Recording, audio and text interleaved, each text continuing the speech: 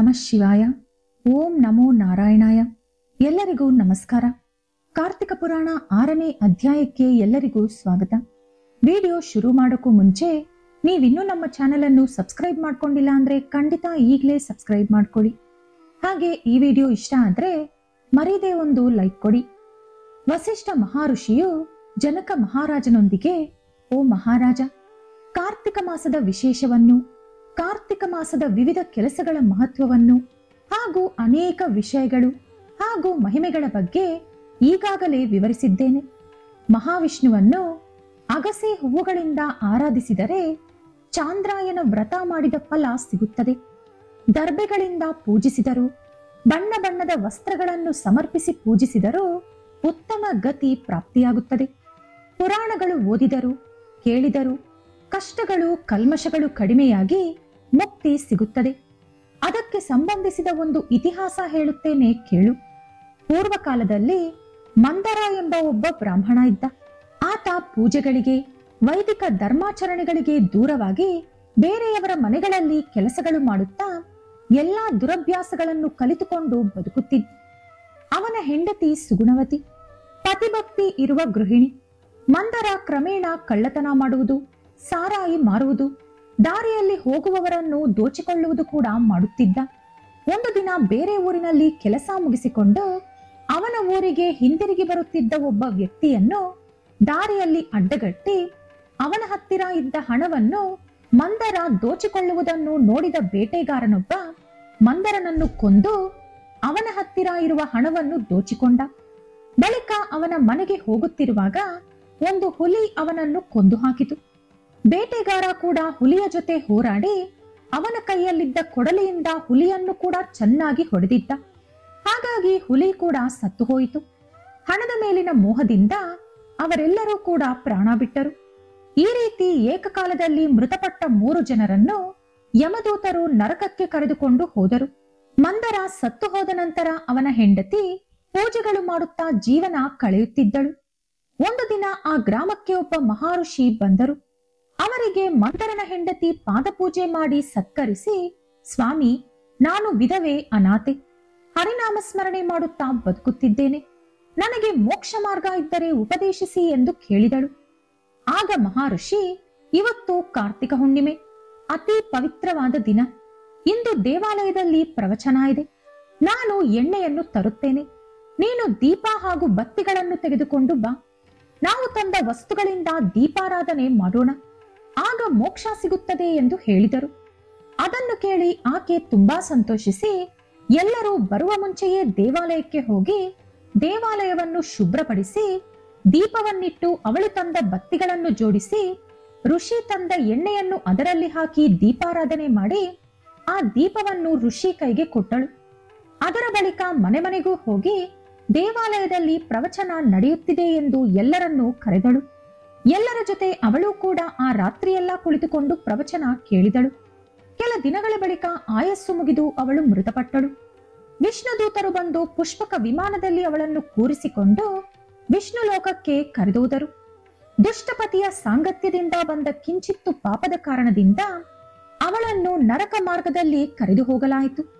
ನರಕದಲ್ಲಿ ಯಾತನೆ ಅನುಭವಿಸುತ್ತಿದ್ದ ಗಂಡನನ್ನು, ಅವನ ಜೊತೆ ಮೃತಪಟ್ಟ ಬೇಟೆಗಾರ ಹಾಗೂ ಹುಲಿಯನ್ನು ಅವಳು ನೋಡಿದಳು.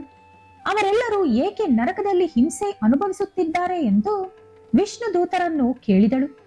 ಕುಲ ವೃತ್ತಿಯನ್ನು ಬಿಟ್ಟು ನೀತಿ ನಿಯಮ ಪಾಟಿಸದೆ ಕಳ್ಳತನ ಮಾಡಿ ನಿನ್ನ ಪತಿ ಹಾಗೂ ಆ ಬೇಟೆಗಾರ ಮತ್ತು ಪ್ರಾಣ ಹಿಂಸೆ ಮಾಡಿದ ಆ ಹುಲಿ ಎಲ್ಲರೂ ನರಕದಲ್ಲಿ ಚಿತ್ರಹಿಂಸೆ ಪಡುತ್ತಿದ್ದಾರೆ ಎಂದರು ವಿಷ್ಣುದೂತರು. ಆ 3 ನರಕದಿಂದ ಹೊರಬರುವ ಮಾರ್ಗ ಇದ್ದರೆ ತಿಳಿಸಿಕೊಡಿ ಅಂದಳು ಸುಗುಣವತಿ. ಓ ಪುಣ್ಯವತಿ, ನೀನು ಅನೇಕ ಮಾರ್ಗಗಳ ಮೂಲಕ ಅಪಾರವಾದ ಪುಣ್ಯ ಗಳಿಸಿಕೊಂಡಿರುವೆ. ಶೀಲವತಿ, ಪತಿ ಸೇವೆಯಲ್ಲಿ ಲೀನವಾದ ಮಹಿಳೆ ನೀನು. ನಿನ್ನ ಪ್ರವರ್ತನೆಯಿಂದ ಪುನೀತಲಾದ ಪುಣ್ಯವತಿ ನೀನು. ನಿನ್ನ ಸಂಕಲ್ಪಕ್ಕೆ ಎದುರೇನಿದೆ? ಕಾರ್ತಿಕ ಹುಣ್ಣಿಮೆಯ ದಿನದಂದು ದೀಪ ಹಾಗೂ ಬತ್ತಿ ಇಟ್ಟ ಫಲವನ್ನು ಹುಲಿಗೆ, ದೀಪವನ್ನು ಹಚ್ಚಿ ಅದನ್ನು ಋಷಿಗೆ ದಾನ ಕೊಟ್ಟ ಫಲವನ್ನು ಬೇಟೆಗಾರನಿಗೆ, ಕಾರ್ತಿಕ ಹುಣ್ಣಿಮೆಯಂದು ಪುರಾಣ ಪ್ರವಚನ ಕೇಳಿದ ಪುಣ್ಯವನ್ನು ನಿನ್ನ ಗಂಡನಿಗೆ ದಾನವಾಗಿ ಕೊಟ್ಟರೆ ಅವರೆಲ್ಲರೂ ಪುನೀತರಾಗಿ ಯಮಲೋಕದಿಂದ ವಿಮುಕ್ತಿ ಪಡೆಯುತ್ತಾರೆ ಅಂದರು ವಿಷ್ಣುದೂತರು. ಸುಗುಣವತಿ ಸಂತೋಷದಿಂದ ವಿಷ್ಣುದೂತರು ಹೇಳಿದಂತೆ ಅವಳಿಗೆ ಬಂದ ಪುಣ್ಯ ಫಲವನ್ನು ಆ ಮೂವರಿಗೆ ದಾನವಾಗಿ ಕೊಟ್ಟಳು. ಆ ದಾನದಿಂದ ಅವರೆಲ್ಲರೂ ವಿಮುಕ್ತಿ ಪಡೆದುಕೊಂಡು ಅವಳ ಜೊತೆ ವೈಕುಂಠ ಲೋಕಕ್ಕೆ ಹೋದರು. ಓ ಜನಕ ಮಹಾರಾಜ, ಕಾರ್ತಿಕ ಮಾಸದಲ್ಲಿ ಪುರಾಣಗಳು ಓದುವುದರಿಂದ, ಕೇಳುವುದರಿಂದ, ಪ್ರವಚನ ಮಾಡುವುದರಿಂದ, ಕೇಳುವುದರಿಂದ, ದೀಪ ಹಚ್ಚುವುದರಿಂದ, ದೀಪದಾನ ಮಾಡುವುದರಿಂದ ಮುಕ್ತಿ ಮೋಕ್ಷ ಪ್ರಾಪ್ತಿಯಾಗುತ್ತದೆ. ಓ ಜನಕ, ಈ ಕಾರ್ತಿಕ ಮಾಸದಲ್ಲಿ ಪ್ರತಿದಿನ ಒಂದಕ್ಕಿಂತಲೂ ಇನ್ನೊಂದು ಹೆಚ್ಚು ಶ್ರೇಷ್ಠವಾದುದು. ಸೋಮ ಮಂಗಳವಾರಗಳಿಗಿಂತಲೂ ಕಾರ್ತಿಕ ಶನಿ ತ್ರಯೋದಶಿ ತುಂಬಾ ಫಲವಾದುದು.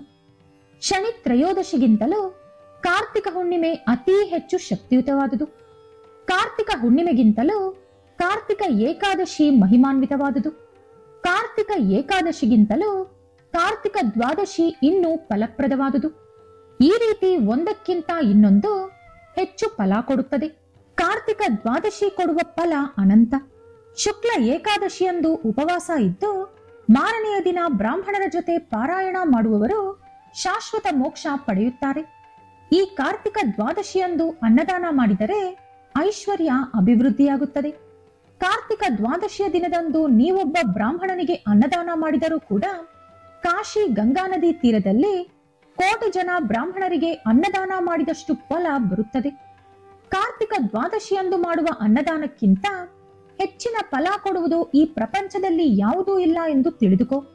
ಮಹಾವಿಷ್ಣುವಿಗೆ ಅತಿ ಪ್ರಿಯವಾದ ಈ ಕಾರ್ತಿಕ ದ್ವಾದಶಿ ಅತಿ ಪುಣ್ಯವಾದದ್ದು ಎಂದು ತಿಳಿದುಕೋ.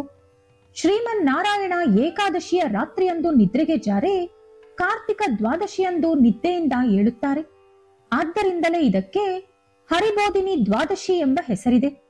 ಈ ದಿನದಂದು ಯಾರು ಬ್ರಾಹ್ಮಣರಿಗೆ ಅನ್ನದಾನ ಮಾಡುತ್ತಾರೋ ಇಹಲೋಕ ಮತ್ತು ಪರಲೋಕದ ಎಲ್ಲಾ ಭೋಗ ಭಾಗ್ಯಗಳನ್ನು ಪಡೆಯುತ್ತಾರೆ. ಅದರಲ್ಲೂ ಅನ್ನದಾನ ಮಾಡುವಾಗ ಮೊಸರನ್ನವನ್ನು ಕೂಡ ಸೇರಿಸಿಕೊಟ್ಟರೆ ಸರ್ವಶ್ರೇಷ್ಠ ಫಲ ಬರುತ್ತದೆ. ಈ ಕಾರ್ತಿಕ ಮಾಸದಲ್ಲಿ ಹಾಲು ಕೊಡುವ ಹಸುವನ್ನು ಬ್ರಾಹ್ಮಣನಿಗೆ ದಾನವಾಗಿ ಕೊಟ್ಟರೆ ಆ ಹಸು ಮೈ ಮೇಲೆ ಎಷ್ಟು ರೋಮಗಳು ಇರುತ್ತವೋ ಅಷ್ಟು 1000 ವರ್ಷಗಳ ಕಾಲ ಸ್ವರ್ಗಲೋಕದಲ್ಲಿ ಸುಖ ಅನುಭವಿಸುತ್ತಾರೆ. ಇದರ ಜೊತೆ ಹಣ್ಣುಗಳು, ತಾಂಬೂಲ ಹಾಗೂ ಯಜ್ಞೋಪವೀತಗಳನ್ನು ಕೂಡ ದಾನ ಮಾಡಬೇಕು. ಈ ಕಾರ್ತಿಕ ಹುಣ್ಣಿಮೆಯಂದು ಬ್ರಾಹ್ಮಣರಿಗೆ ಸಾಲಗ್ರಾಮ ಹಾಗೂ ಬೆಳ್ಳಿ ತುಳಸಿ ಗಿಡವನ್ನು ದಕ್ಷಿಣೆ ಮತ್ತು ತಾಂಬೂಲದ ಸಮೇತ ದಾನ ಮಾಡಿದರೆ ಅವರು ಇಡೀ ಭೂಮಂಡಲವನ್ನು ದಾನ ಮಾಡಿದಷ್ಟು ಪುಣ್ಯ ಪಡೆಯುತ್ತಾರೆ. ಸಾಲಗ್ರಾಮ ದಾನದಿಂದ ಮನುಷ್ಯ ಜನ್ಮಾಂತರಗಳ ಪಾಪದಿಂದ ವಿಮುಕ್ತಿ ಪಡೆದುಕೊಂಡು ಮೋಕ್ಷಕ್ಕೆ ಅರ್ಹನಾಗುತ್ತಾನೆ. ಇದರಿಂದ ಮಹಾವಿಷ್ಣು ಸಂತೃಪ್ತರಾಗಿ ವಿಶೇಷ ಗುಣವನ್ನು ಅವರಿಗೆ ಅನುಗ್ರಹಿಸುತ್ತಾರೆ. ಕಾರ್ತಿಕ ಮಾಸದ ಹುಣ್ಣಿಮೆ ಅಥವಾ ಸೋಮವಾರದಂದು ಸಾಲಗ್ರಾಮ ದಾನ ಮಾಡುವುದು ಅತಿ ಹೆಚ್ಚು ಪುಣ್ಯವನ್ನು ಕೊಡುತ್ತದೆ. ಇದರಿಂದ ಸಕಲ ಪಾಪಗಳು ಹೊರಟು ಹೋಗುತ್ತದೆ. ಮಹಾವಿಷ್ಣು ಸಂತೋಷದಿಂದ ಅವರಿಗೆ ಮೋಕ್ಷ ಕೊಡುತ್ತಾರೆ ಎಂದು ವಸಿಷ್ಠ ಮಹರ್ಷಿ ಜನಕ ಮಹಾರಾಜನಿಗೆ ವಿವರಿಸಿದರು. ಇಲ್ಲಿಗೆ ಕಾರ್ತಿಕ ಪುರಾಣ 6ನೇ ಅಧ್ಯಾಯ ಸಮಾಪ್ತಿ. ನಾಳೆ ಕಾರ್ತಿಕ ಪುರಾಣ 7ನೇ ಅಧ್ಯಾಯದೊಂದಿಗೆ ಪುನಃ ಭೇಟಿಯಾಗೋಣ. ಈ ವಿಡಿಯೋ ಇಷ್ಟ ಆದ್ರೆ ಲೈಕ್ ಮಾಡಿ, ಶೇರ್ ಮಾಡಿ, ಹಾಗೆ ನಮ್ಮ ಚಾನೆಲ್ ಅನ್ನು ತಪ್ಪದೇ ಸಬ್ಸ್ಕ್ರೈಬ್ ಮಾಡ್ಕೊಳ್ಳಿ. ಧನ್ಯವಾದಗಳು.